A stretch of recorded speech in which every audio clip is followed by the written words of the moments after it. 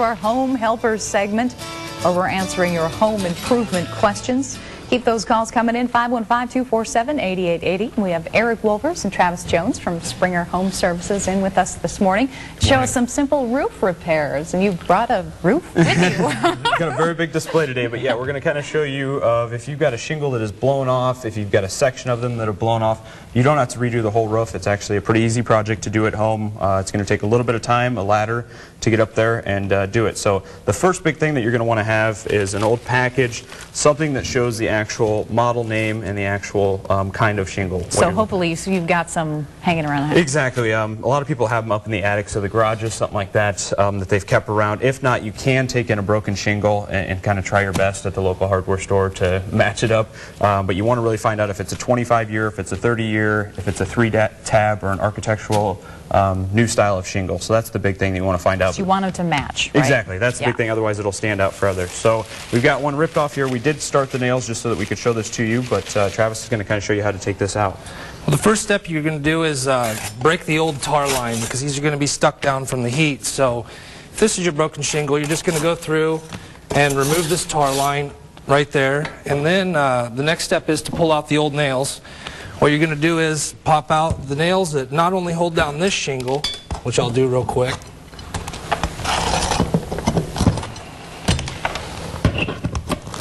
You're also going to have to pull out the nails on the upper shingle, because it's also holding that shingle down that's ripped as well. Oh, wow. And these are, the reason they're called 3-tabs is it's a 3-tab all the way across shingle. So you got to make sure that you're up above, but these are done in different staggered levels. So you only have to go about halfway of the top shingle, a full length of the one that we're pulling out. So now it's loosened up. Now you can get that old broken shingle out of there, and hopefully you'll have a new one around that matches. And you're simply going to slide it up in there. Get it lined up. And for the sake of too many nails going in, I'm just going to pop in one nail here. But you want to put how many nails in across? You're going to want to put 4 in this 3-tab shingle, plus replace the 3 that were above it, holding down the other shingle. So, all right, and just like that, that is. Are there any safety things you should keep in mind as you're climbing up on your roof?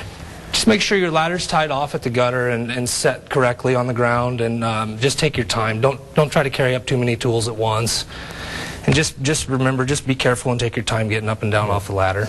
Hammer, pry bar, I mean, you just very easy tools. I mean, a bundle of shingles is very cheap, so this is an easy project to do at home. If you hired a roofer, you're going to spend a couple $100s. So hopefully a good home helper thing help you out a little bit. Oh, definitely, yeah. It looks like something even I could get into. That's saying something. Well, we didn't get to your question live on the, well, we're going to get to some questions live on the air this morning right now, and we have a caller on the line. Let's see, it's Becky from Waukee. Becky, are you there? That's right. All right, fire away, Becky. Yes, I've got a deck that I've just power washed. Okay. How long would you suggest to wait before I stain that? You're going to want to wait probably 2 days with no rain, so about 48 hours would give it plenty of time to dry out. And I know that's bad this time of year. We got a lot of rain coming in and out, but that's typical time frame. You want to make sure it's totally dry so that it can soak into the wood. Okay, how about high humidity, which we have right now too? I wouldn't really worry about the humidity. Just getting the wood dried out. The humidity is not going to penetrate the wood, but the pressure washer, it basically penetrated water into that wood that needs to dry out for about 48 hours. Okay. And what is, in your opinion, what is the best way to apply a stain?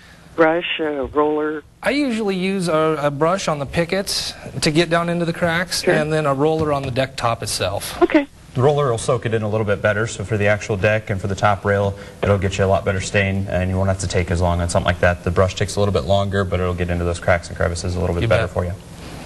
Terrific. That answer your question? Thanks a lot, Becky. Well, if we didn't get to your question live on the air this morning, you can always get a hold of the home helpers at Springer. We have a number there for you on your screen. It is 515-262-9229. Stick around. Outdoors Dan is up next with some fishing tips. Thanks, guys. Thank you.